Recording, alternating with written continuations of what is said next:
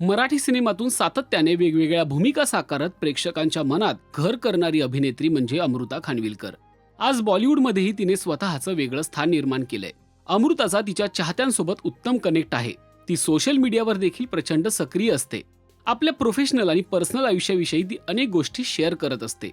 पण याच गोष्टीमुळे अमृताला आता मनस्ताप सहन करावा लागत आहे. लग्न, नवऱ्यासोबतचं आयुष्य याविषयी अनेक अफवा पसरवल्या जात आहेत. अमृताची बदनामी होईल अशा बातम्या यातून तयार केल्या जात आहेत.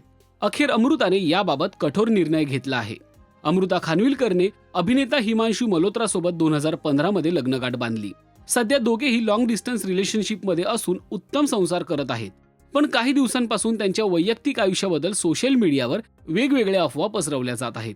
अमृता आणि हिमांशू वेगळे राहत असून ते लवकरच घटस्फोट घेणार असल्याच्या चर्चा आहेत. परंतु अमृता आणि हिमांशू यांनी आम्ही एकत्र आहोत असं अनेकदा स्पष्ट केलं आहे. तरीही या अफवा काही थांबत नाहीयेत.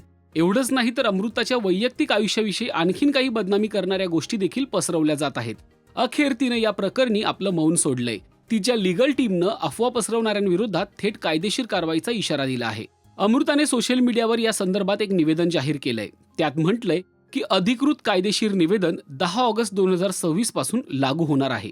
अभिनेत्री अमृता खानविलकर यांच्याबाबत ऑनलाईन व सोशल मीडिया माध्यमांवर त्यांच्या वैयक्तिक आयुष्यासंबंधित असत्य, निराधार, बदनामीकारक आणि गोपनीयतेचा भंग करणारा मजकूर प्रसारित केला जात असल्याचे निदर्शनास आले आहे.